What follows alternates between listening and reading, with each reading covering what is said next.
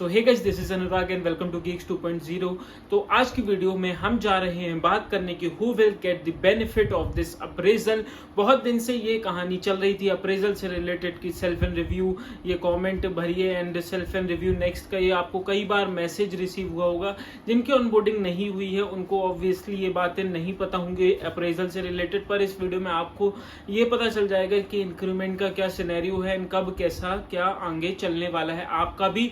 और इस वीडियो में मेनली हम बात करेंगे उन लोगों को जो बार बार मैसेजेस आ रहे थे कि भैया 5 अप्रैल से पहले आपको अप्रेजल भरना है।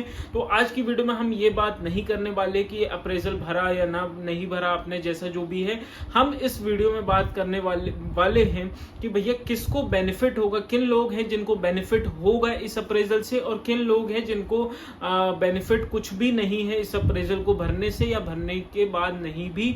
बेसिकली हम ये भी बात करेंगे कि अगर कोई 2020 में ज्वाइन हुआ था या 2021 में ज्वाइन हुआ था, वो अप्रेजल भरता है तो क्या उसे बेनिफिट होगा या फिर किस क्राइटेरिया में बेनिफिट होता है, उसके बारे में पूरी वीडियो में बात करने वाले हैं।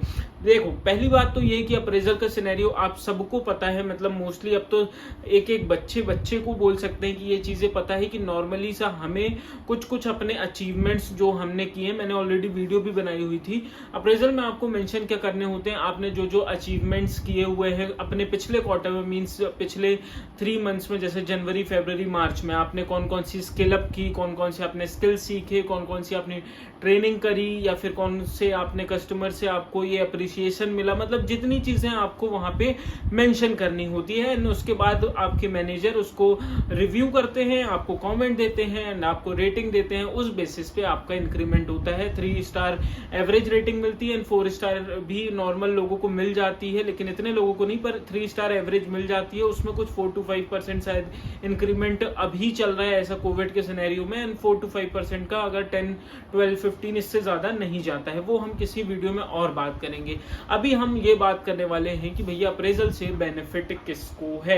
मैं पहली बात बता दूं, ये जो सिनेरियो है ना कि हमें अपना पहले लिखना है गोल्स एंड ऑब्जेक्टिव्स एंड क्या क्या अप्रिसिएशन, फिर मैनेजर रिव्यू करेगा, फिर रेटिंग देगा। ये एक दिखावा बोल सकते हैं, ये एक प्रोसेस है जो हमें फॉलो करनी पड़ती है, एक ऑफिशियल प्रोसेस है जो फॉलो करनी पड़ती है। बाकी आपके मैनेजर को जो रेटिंग देना है वो उसके दिमाग में पहले ही से फिटेड होती है कि भैया इस बंदे ने ऐसा ऐसा काम कर रहे हैं, इस बंदे की ऐसी ऐसी तारीफ सुनने मिल रही है, इस बंदे को ऐसे ऐसे अप्रिसिएशन मिल रहा है, तो मुझे इसे क्या रेटिंग देना है। क्योंकि आपके ओएलएम से वो डिस्कशन करता है, आपके कलीग से करता है, आपके सुपर यूजर जो आपके सीनियर्स हैं उनसे वो डिस्कशन करके आपको रेटिंग्स देता है।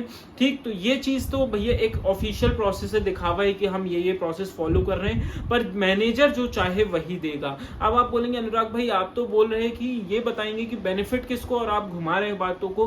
नहीं, देखो ये रिलेट उसी से करता है। अब मैंने क्या बोला, मैनेजर आपको रेटिंग देगा। अब पहली बात तो ये आती है कि भैया अगर आपने मैनेजर के साथ ही काम किया तब तो आप रेटिंग का एक्सपेक्टेशंस रख सकते हो कि मुझे रेटिंग मिलेगी भी। अगर मान के चलो कोई बंदा 2020 में ज्वाइन हुआ, वो किसी प्रोजेक्ट में था, अनबिलेबल था, नॉन बिलेबल था, उसकी कोई मैनेजर से डिस्कशन ही नहीं हुई, उसके अंडर मैनेजर के अंडर बात ही नहीं किया, तो वो था भी मान लो प्रोजेक्ट में, लेकिन मैनेजर से ऐसा कुछ डिस्कशन नहीं हुआ, नॉन बिलेबल प्रोजेक्ट में था, तो उसको क्या ही रेटिंग मिलेगी एंड क्या ही उसके मैनेजर उसको कमेंट्स देंगे। तो वहां पे उस केसेस में अगर वो 20 में भी ऐसी रहा, 21 में भी, 22 में, 23 में, मतलब 3-4 साल से सिर्फ वो नॉन बिलेबल या बेंच में ही होते हुए आ रहे हैं, तो उसको रेटिंग क्या ही मिलेगी, कुछ नहीं मिलेगी। ऐसे ही अपने देखो 2 क्राइटेरिया, पहले तो अपने आप को सीधा सीधा मेंशन हो रहा है मेल पे और मैसेज में कि अगर आप सितंबर के पहले ज्वाइन हुए हो तो आप एलिजिबल हो अप्रेजल फिल करने के लिए।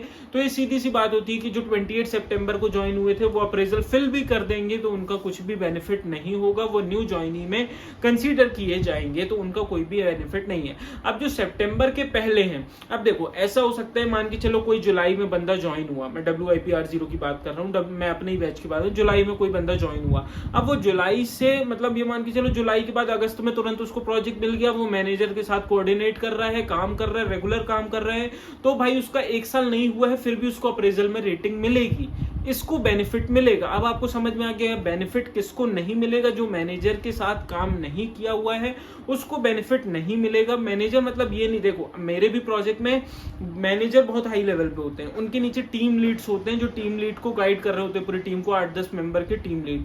तो होता क्या है जनरली, मैं आपको प्रोसेस बता देता हूँ, बड़े बड़े प्रोजेक्ट में जो अपना L1 मैनेजर जो रिव्यू देता है वो चेंज करा देते हैं एज अ टीम लीड को। अगर मान के चलिए मेरा टीम लीड मान के चलो ABC है और प्रोजेक्ट मेरा XYZ है, तो मेरा क्या करेंगे, जो मेन मैनेजर तो भाई इतने लोगों को कर नहीं सकता क्योंकि उसके अंदर बहुत बड़ा प्रोजेक्ट में बहुत सारे लोग होते हैं, तो वो क्या करते हैं टीम लीड को एज अ मैनेजर बना देता है। तो मेरा ABC वाला मैनेजर बन जाएगा, वो कुछ कुछ कमेंट देगा एंड रेटिंग देगा।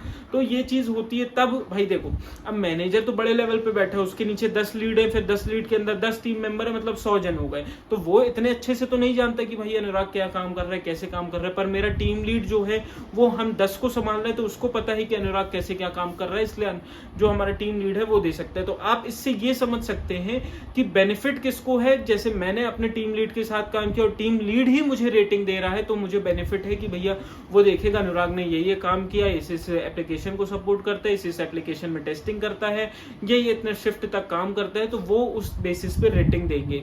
अब सीधी सी बात है, कोई अगर बंदा मान के चलो कि जुलाई में ज्वाइन हुआ लेकिन वो बेंच में था, अभी 2-3 महीने पहले प्रोजेक्ट में आया है, तो वो ज्यादा एक्सपेक्ट नहीं कर सकता मैनेजर से, टीम लीड से। अब हो सकता है उसके टीम लीड मैनेजर कुछ कुछ कमेंट्स दे दे, कुछ कुछ रेटिंग्स दे दे, पर वो चीज एलिजिबिलिटी के बाहर आ जाती है अगर आप बहुत दिनों से 6-6 महीने से अगर प्रोजेक्ट में काम नहीं कर रहे हो।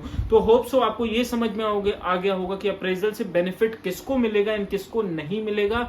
सीधी सिंपल बात है, डिपेंड ऑन योर मैनेजर। जो आपको रेटिंग दे रहा होगा वो मैनेजर चेंज भी कर देते हैं टीम लीड पे, और टीम लीड भाई जब आप काम करोगे तभी मिलेगा। अगर आप नॉन अवेलेबल में थे, फालतू बैठे थे, अगर प्रोजेक्ट में भी आप सिर्फ अभी ट्रेनिंग कर रहे हो, आपका प्रोजेक्ट स्टार्ट नहीं हुआ, आप वर्क करने स्टार्ट नहीं किए हो, अभी सिर्फ केटी चल रही, तो आपको ऐसा कुछ अप्रेजल का बेनिफिट नहीं मिलने वाला है। बाकी कोई भी डाउट हो तो कमेंट्स में पूछ सकते हैं, कोई भी टॉपिक पे वीडियो चाहिए तो कमेंट कर सकते हैं। बाकी अप्रेजल के बाद जो भी रेटिंग सेंस का सिनेरियो होगा वीडियो आ जाएगी। मिलते हैं किसी नेक्स्ट वीडियो पे। Bye for now, have a good day.